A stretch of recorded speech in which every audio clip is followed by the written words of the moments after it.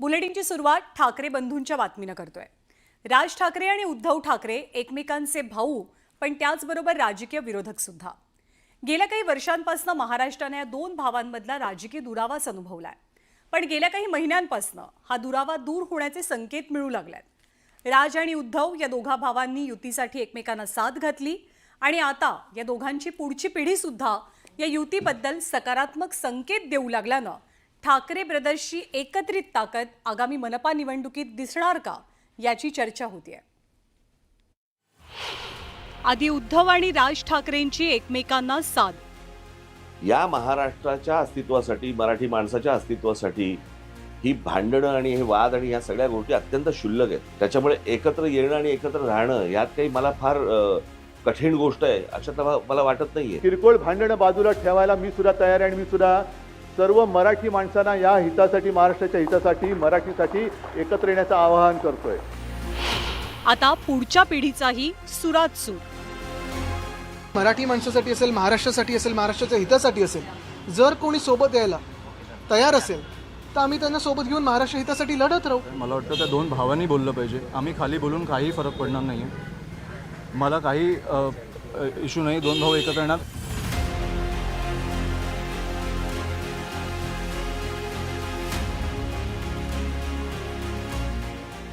ठाकरेंच्या जनरेशन नेक्स्टची ही विधानं काय सूचित करतात याची चांगली चर्चा रंगली आहे। कारण आजवर ठाकरे बंधूंच्या एकत्र येण्याविषयी फक्त उद्धव किंवा राज ठाकरेंनी भाष्य केलंय, पण पहिल्यांदाच ठाकरेंची पुढची पिढी या संभाव्य युतीबद्दल आपलं मत व्यक्त करतेय। महत्वाची बाब म्हणजे आदित्य असो किंवा अमित ठाकरे, दोघेही राजकारणात सक्रिय असल्यानं त्यांच्या मताला आणि विधानाला वेगळं राजकीय महत्त्व सुद्धा आहे। आता या युतीबाबत दोनही बाजूंच्या नेत्यांचं काय म्हणणं आहे हे जाणून घेण्याआधी आपण पाहूया ज्युनियर ठाकरे ब्रदर्स या युतीबद्दल काय म्हणाले। माझी भूमिका एवढंच आहे, तुम्ही जे दोन भाऊ बोलताय, मला वाटतं त्या दोन भावांनी बोललं पाहिजे। आम्ही खाली बोलून काही फरक पडणार नाहीये। मला काही इश्यू नाही, दोन भाऊ एकत्र येणार। पण मी 2014ला 17ला बघितलंय, 2014-17 सोडा मी कोविड काळात बघितलंय, जिकडे मला वाटतं उद्धवजी मुख्यमंत्री होते। राजसाहेबांनी तेव्हा उद्धवजींना पहिला फोन केला की हे भीषण एक आजार आला आहे आपल्यावर, त्याच्यामुळे कुठचंही सरकार असो आपण त्यांची साथ दिली पाहिजे।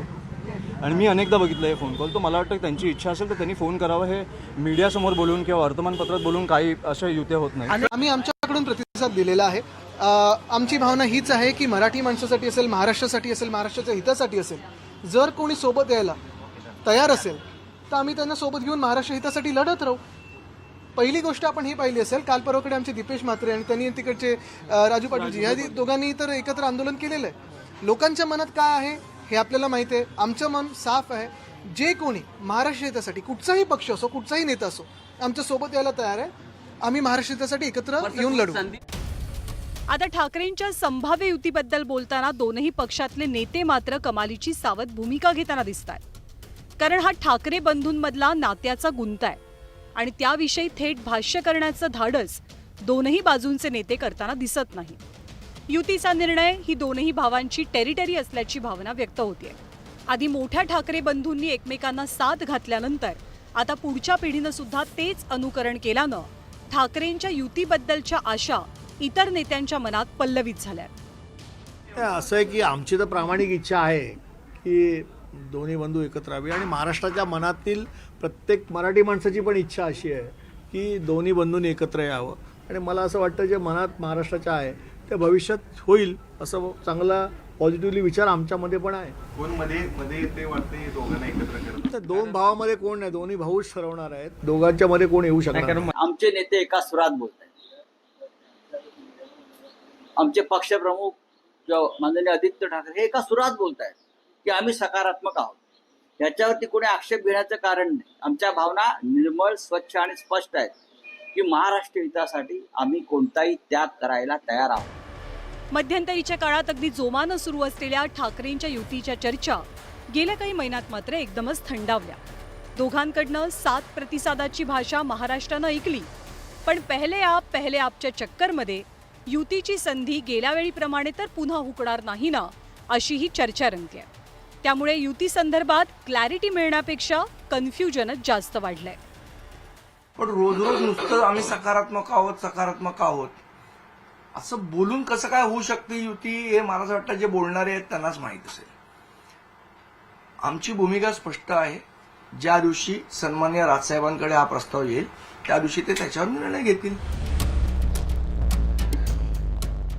मुंबई महानगरपालिकेची निवडणूक ही ठाकरेंच्या अस्तित्वाचीच निवडणूक आहे. पक्ष पातळीवरती पडझड झालेली असली तरी ठाकरे ब्रँड मात्र अजूनही जिवंत आहे. त्यामुळे ठाकरेंच्या एकत्र येण्याच्या चर्चेनं आजही विरोधकांच्या मनात धडकी भरते. याचीच एक झलक भाजपच्या ताज्या सर्वेतनंही दिसली. ठाकरे बंधू एकत्र आले तर मुंबई मनपा निवडणुकीत फटका बसेल का याची चाचपणी भाजपनं सुद्धा केली आहे. कुणी कितीही काही म्हटलं, कुणी कितीही नाकारलं तरी मराठी मतदारांची संख्या लक्षणीय आहे की मुंबईमध्ये ठाकरे आहेत, असावेत आणि त्यांचं असणं एक वेगळं परिणामकारक ठरतं असा मानणारा मतदार आहे. तो या दोन भावांच्या एकत्र येण्यामुळे कदाचित त्यांच्याकडे वळू शकतो आणि त्याचा फायदा दोन्ही ठाकरेंना होऊ शकतो. याची भीती महायुतीला वाटणं स्वाभाविक आहे, कारण त्यांच्या एकत्र येण्यामुळे सगळ्यात पहिला फटका हा महायुतीलाच बसतो. शिवसैनिकांसाठी ठाकरे हे फक्त आडनाव नाहीये तर ती एक भावना आहे. त्यामुळे जेव्हा जेव्हा ठाकरेंच्या युतीची चर्चा होते तेव्हा ठाकरे प्रेमी प्रॅक्टिकली नाही तर इमोशनली विचार करतात. सध्या दोनही ठाकरे राजकीय अस्तित्वासाठी झगडतात.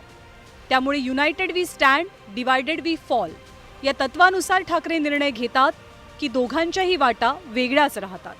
यावरती राज्याच्या राजकारणाची पुढची समीकरणं अवलंबून असतील. Bureau report, news 18 Lokmat.